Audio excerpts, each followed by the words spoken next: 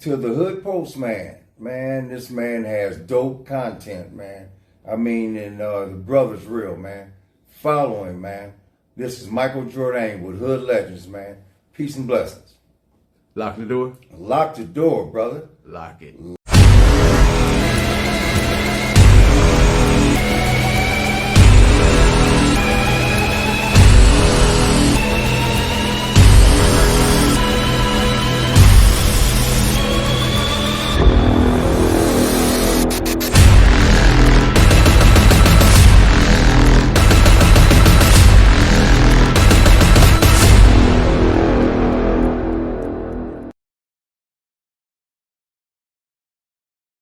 Professor Melly, the Hood Postman. We back with Michael Jordan.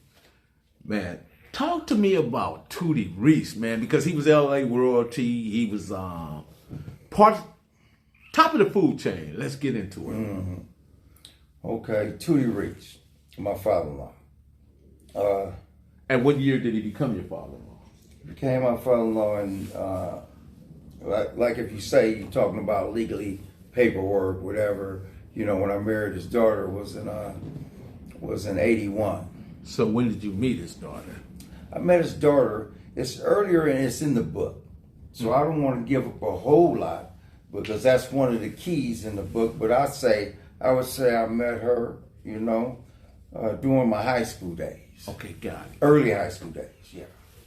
So what was that like? Just knowing what Tootie was about, and because he hang out with Raymond Wright, Keno, Gambling Keno, and Keno, which is way out, you know what I mean, other notable players out of LA. And one thing I wanted to point out, Mike, is that Don Diva and Feds magazine, they never wrote about these giants. These guys was giants. Man, giants, man. John Gotti giants. So talk to us about Tootie Reese. Okay. You know, the things that I could basically talk about is like in the book, but what I could tell you about is Tootie was more than what he may have been arrested for and allegedly did. Kingpin, godfather of Southern California, you know, making moves all over the country, you know, allegedly with the feds that said. He was more than just, you know, say a drug dealer from something that they put on him. He was also a father who loved his children, man, to death, man. Died for his children, you know. And just like I believe, like any other black man who really wanted to see their children be successful, I would say, like myself, we took chances in life that they could live a better life, you know? So Tootie was very smart, and a lot of people would sit up and tell Tootie their problems. I mean, problems. And he helped to feed families. I mean, you know, families, man. One of the kindest dudes I ever knew, you know, and it's funny because, you know, when you look at a guy in the streets, you looking at what the streets are saying. But if you really knew him, you was a family member like me, you would see a whole different Thomas. Yeah. So you knew him as Thomas. Tootie, Thomas. He always wanted everybody to call him Tootie. Even my daughter, you know, Tootie. You ain't got to call me granddaddy. He liked to be called Tootie. He loved to be called Tootie. Yeah. So what was that conversation like when Tootie or did you approach Tootie, or did he approach you, or how did that come about? No, it's or did you work into it? I worked into it, man, and it's in that book. I don't want to, like I said, expose a lot, because if I expose too much, then it's like, it's going to be a spoiler alert. Understand. Yeah, people going to be like, man, he said that, you know. Well, so little things we could talk about, but it's in there. It's in the book. And it's show the book. Yeah, it's in the book here, in Hood Legends. You know, everything you need to know, you know, is going to be here. And it's done respectfully. Give us a roll call of Hood Legends. Okay. Hood Legends, I'm going to just show you, I'm going to speak about something. I just put that I gave some shout outs to some people you know, and you have to understand, one of them is my father, Rene Jourdain, you know, which, you know, in New Orleans, he was a gangster dealing with the French Connection. So, you know, it was in my blood, you know, it was in my bloodline. And we'll talk about, okay, well, we're talking about Tootie, but also, you know, me, Michael Jourdain, I'm a legend in the flesh.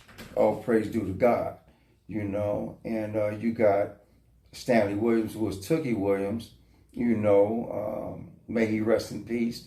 And you got, I gave Nipsey Hussle a shout out for all the good things he did in the hood and where he was going, what the brother was trying to do. And also I mentioned Michael Conception, because me and Michael Conception is good. You know, we got a video, you know, we did, and he's a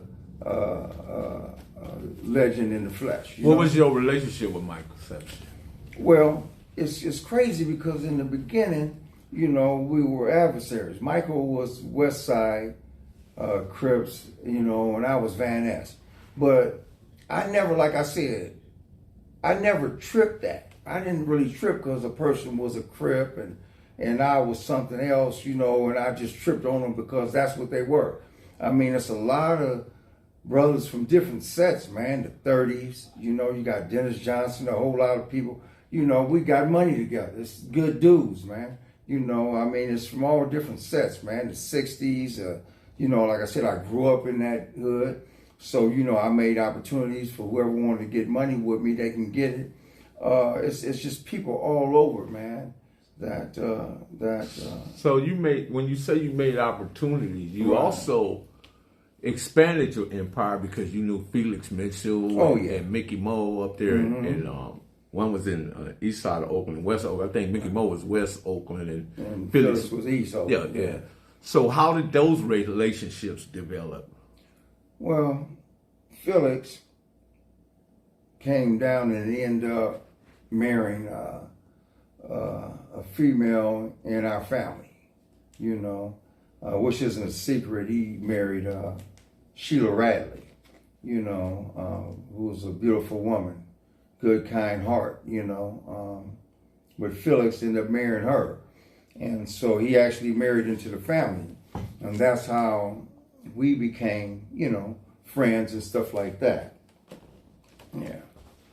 So how did, and what was that friendship like? What did it consist of? Because friendships can be anything. Oh, yeah. Was it based on the money side, or was it, you know? Yeah, well, you know, it's always going to be about some money. You know, it's always about the money first. You know what I mean? Because we really didn't require a friendship to get money. You know, if we was out there getting money, I mean, if a person had respect, didn't really have to like me, but you had to respect me. And Felix was a king or a prince in his own I would say hood. You know, he was his own king or prince. You know, up north, out there on the east side. You know, East 14. So Felix and Mickey Mo was adversaries. How did you come to meet Mick if you knew Felix? You know, how did Felix feel about that? Well, the thing is this. As far as meeting Mickey Mo, like we're speaking now, I never done that. Where I got hip to Mickey Mo was when, in 1978, when I did some time up north, you know, him and Felix was going at it. You know, they was having a war. And I was up north, and you could imagine all the people that was there that was from up north. And, you know, these dudes was trying to get at me. You know what I'm saying? And I'm like, I don't even know these dudes, right? But when it was all broken down to me, it was Mickey Mo's people, you know? And I still didn't understand it. I know they was having a problem in a war with Felix, but my thing is that I didn't have anything to do with the war. You know what I'm saying? That's between him and Felix. So, you know, but it was getting kind of deep, you know. Things was getting really deep. So, you know, I told all my partners that I was in there with from down south, what was going on. So I made a phone call to Tootie and was like, what's up, man? You got these guys up here say they with Mickey Mo, and Felix is, supposed to be having problems, man. It's all on the news. It's not a secret. They allegedly saying that this is going on, and I'm up here with these people. What's going on? You know what I'm saying? What's happening? I mean, I felt you should have told me. I'm up here. My life's at stake with these dudes, man. So that's how I learned about, Mickey Mo. Okay, got you. Got you. Yeah, so now we come to the part where we've been through your book. Of course, if they want to show your book, right. They want to get the real everything that we talked about, right, and a great deal more. They can purchase this book where? You can purchase this book at Barnes and Nobles, but I highly recommend that you purchase it at Amazon.com. Online, it's no problem. But I'm gonna tell you something. Look at the reviews. I might know one or two people, but look at the reviews that people left. I'm surprised, not really surprised, but because people are looking at it, different states, and I'm hoping that they're reviewing it in a different country. But it's people who are leaving, great reviews. It's 5 stars. Matter of fact, they got a book on, somebody wrote a book on Al Capone, Alfonso Capone, and this book is beating it out. This is 5 stars. When I looked at his, it was 4.5 stars. Gotcha.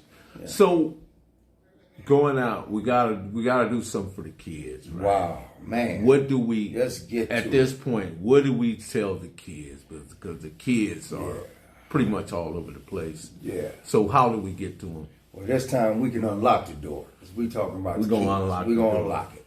Okay. Listen, man. My main thing is I'm a mentor right now. I'm visiting juvenile camps. To try to do like Snoop said, you teach one, you save one. But I'm hoping that I can teach 20 and save 20. The beautiful thing is I'm going inside these institutions and I'm mentoring to these youngsters, man, in hopes that, they turn their life around. Because the next step for them is prison, man. And the guys that I'm seeing, they ain't ready for penitentiary. So my main thing is I want to focus on them. And not only that, with this book, I want to share some proceedings to help these youngsters when they get out to do something positive. Like one youngster wants to be a barber. And I like to see him get into barber school, get his license, and with some proceedings, pay for his tools, for him to have, so he can walk a straight line and be proud of himself, being a professional barber. These are some of the things. So when people was purchasing this book, I just purchased it for me, man, because the publishing company, we have to do like some of the rappers do and have their own labels till they're getting signed to a label. Cut that middleman out so you can really reap the benefits from your work. Right on, man. So you're funding programs. Yeah. So, man, that's awesome, man. So right here, I want to say that we have to starve our distractions and feed our focuses. And that's where we got to be as a people and come together and understand that race is exactly what it is. We are in a race and we're in a competition. And it's going to be up to us to right the ship. And once we right the ship, like the Precious said, we're winners. There it is, let nobody else mind getting your way. Man, so once again, Professor Melly Mail, the Hood Postman, I'm with who? Michael Jordan from Hood Legends, brother. There it is, there, man. Peace, man. So can we lock the door now? We can lock the door, man. Let's lock that door, man. We're going to lock it up.